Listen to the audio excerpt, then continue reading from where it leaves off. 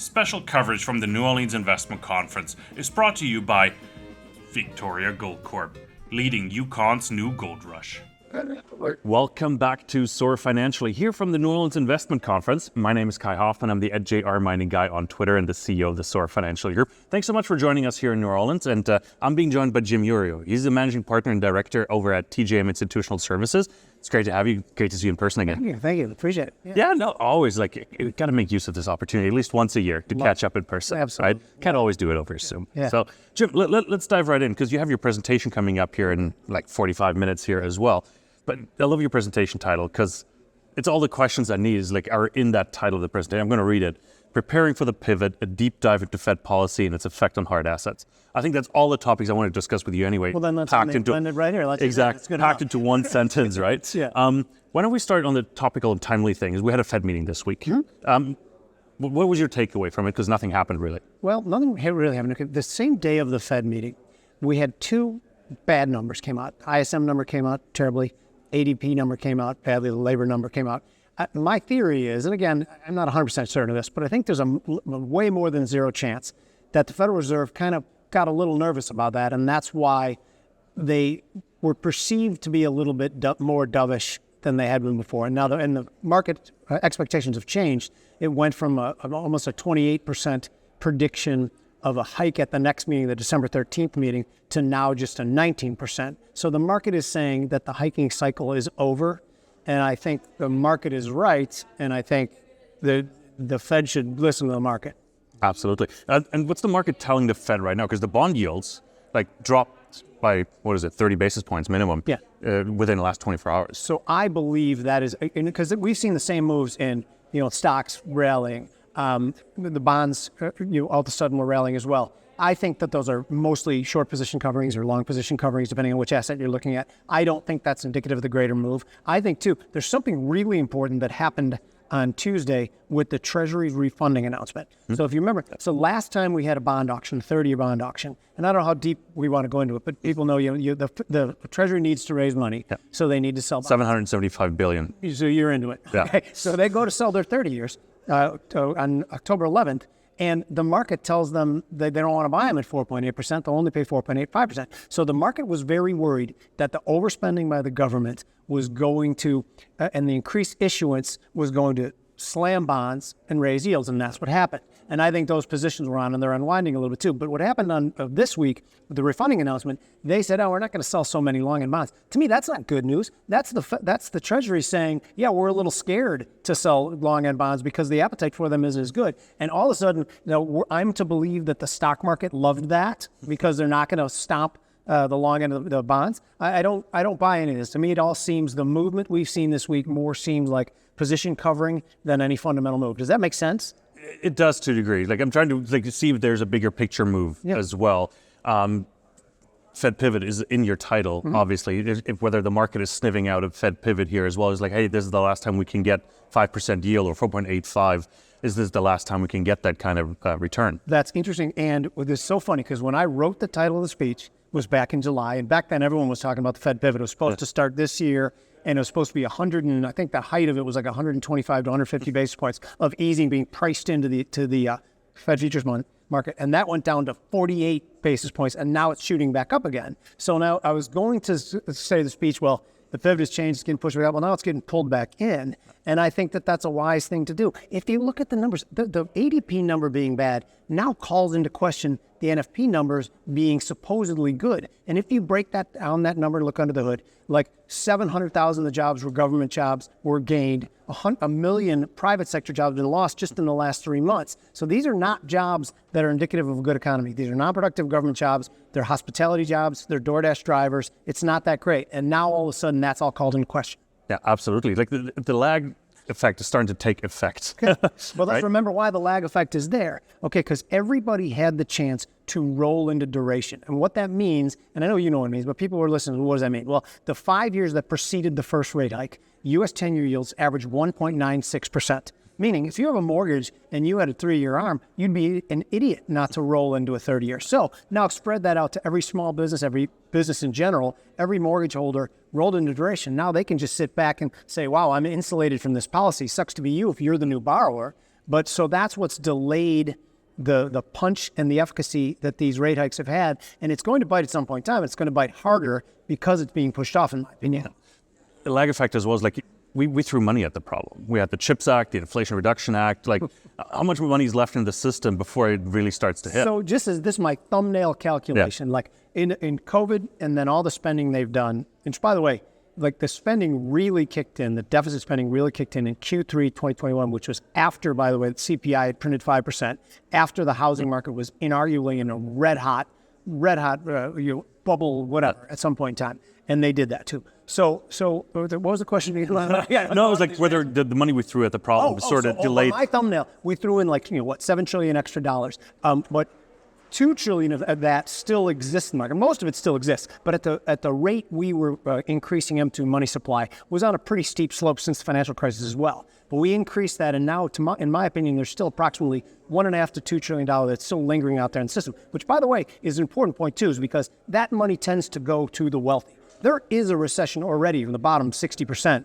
in this country right now. If you're dealing with how you're going to buy groceries and they've gone up, 35% in the last 3 years, that's a lot of money. Well, Target CEO came on just today, I think this morning, said, hey, we're seeing a slowdown in food consumption, like food sales as well. I think that's exactly hit the nail on the head. And you look at 30-day delinquencies on credit cards going through the roof. The cardboard box indicator, which supposedly some Fed governors look at. Do you know the cardboard box indicator? No, I don't. It's the government keeps track of it. It's corrugated packaging and the price of corrugated packaging and demand for corrugated packaging. That has started heading lower in a more dramatic pullback than we've seen in the last 25 years. Interesting. Demand for cardboard. And everything, think every product we buy comes in a cardboard box, right? Yeah, absolutely does. Yeah. Absolutely does. All the Amazon packages. No doubt about it. That's the economy Maybe itself. Every little pill bottle you buy comes in its different cardboard box. Exactly. Yeah. In terms of Fed policy, I've been asking guests on my program just last week as well, like, has the Fed actually created enough of a cushion so that if push comes to shove that they can actually sort of make it a softer landing with that 5.5% we're at? I think that only time I ever give the credit to the Fed right now, because I believe they caused a lot of this problem. I think the federal government is complicit as well. But the one thing is they have, the fact that we've had rates so high for so long does in some way kind of fill the quill back with arrows, so they have tools to fight with if they're smart enough and quick enough to be able to pivot and understand what's happening, which, by the way, again, that's why I underscore what happened, I think, on Tuesday, was that the market is now thinking the Fed can't still keep pretending that some of these other economic data points are great in light of these new economic data points, if that makes sense. That makes a lot of sense. Yeah, no, thanks for clarifying that. The uninversion of the yield curve we need to talk about as well. Sure. The 2-year and the 10-year getting closer and closer to each other. What is it now, 20 basis points apart? Yeah. What's the effect? What's the meaning of that? Well, it's kind of different, and it's a little harder to read this time, because normally when the yield curve normalizes after it's been inverted, it's because the Fed is actively and aggressively lowering rates on the short end because, picture they made a mistake, they broke something, there's burning timbers falling from the ceiling, and the Fed's in a panic. Well, that's not what happens at all. It was the long end that did this drastic catch-up to the short end. And there's a lot of reasons why it probably happened. I think one of the bigger reasons is because the market realizes the issuance issue. The Treasury is going to keep selling. They're not slowing down spending. They still believe in this MMT nonsense that's been pitched over the last few years. And the market believes that, and that's why I think why the long end was rallying. So I think it's kind of almost depressing to me, just if you focus on the long end, that's why that's happening. Now the Fed thinks, by the way, that, remember, they were hawkish until a couple days ago, and now at first they went from saying, the long end is good, rates are going higher, they're doing some of the heavy lifting for us, and now they're like in a panic, like, oh wait, if this spending is really, it does something damaging to the systemically, that we could be in a pickle. Well, the Fed dot plot apparently still forecasts another rate hike this year. So 12 or 13 out of 19 are saying, oh, there's another rate hike coming. Yes. And we have only, I think, one meeting left this year, if I'm not mistaken. Which is very funny. The market says no, obviously, like we said before. And if I have to trust between the market and the Fed, I'm going to pick the market. And I'm even bored of myself bashing the Fed, but I'm going to continue doing it a little bit. They have proven to be fair to less than fair prognosticators, not only of market conditions ahead of a couple weeks, but of their own behavior anywhere further than a couple weeks out. They're not very good at this. Even if they say, yeah, we're planning on hiking. That's why the Fed transparency thing is mostly just nonsense. I mean, yes, the market moves when the Fed says something, and when we know what their intentions are, it's important. But it doesn't seem like the market mixes in enough cynicism regarding the Fed considering their history of predicting what's going to happen. Yeah, they keep changing them, or they're moving the goalposts anyways. Like, okay, we're not going to see a recession. Like our economists say, there's not going to be a recession. But all the indicators we talked about was like, that gives whoa. no solace. Right. And the one thing I'll talk about, there's a quote that came from Janet Yellen. I know we're switching from the Fed and the Treasury, where she said she doesn't think deficit spending has anything to do with long end yields going higher, which to me is conclusive evidence that issuance has everything to do with long end yields going higher. How closely are you watching the bond issuance over the next 2 months here? Very closer than I ever have in my career. This is the first step. May I ask, actually, just a comprehension question, jump in. How do I follow it? Because I want to do it as well, and this is for me new territory as well. So of course I read it in the FT or so, but where do I track it? So I think I have my Bloomberg terminal. You can find it on that. But I think if you Google Treasury refunding announcements, they'll give you schedules of it, what the market expectations are. There's a lot of Twitter. I bet there's a ton of people who do that as well. I need to dive a bit deeper because I think that's where some cracks might be showing. Where the rubber hits the road, exactly. And another point to make on that is for the last 15 years, guess who the biggest buyer of bonds were? They never had to worry about who the buyers were because the Federal Reserve was the biggest buyer of bonds. So now they're not. They're not buying them. So my guess is that when we talk about when the Fed's going to ease, probably the first step that they take to address any sort of decline in economic activity is to quietly end quantitative tightening, which you know what that means. They're in effect selling their long end bonds. They're not really selling the ones that they hold. They're just letting them expire the ones that go to maturity. I think what they'll do at first is start reinvesting the dividend payments or whatever you call them, interest payments on bonds like they did, which is like soft QE, quantitative easing. And then if the really hits the fan, then they'll start buying bonds again. Okay. Let's pivot to hard assets. Okay. Like, what is everything we just discussed just now? Like, how does it affect hard assets, and how do you define hard assets? Real quick. One of the most expressive hard assets are things. I think it was Dennis Garman that described it as things that hurt when you drop it on your foot, and I was kind of like that. So the gold trade, what has really amazed me, and this is so funny because in reporting, when gold rallied $100 in the first 2 weeks of October, first 2.5 weeks, everyone was like, "Well, global conflict."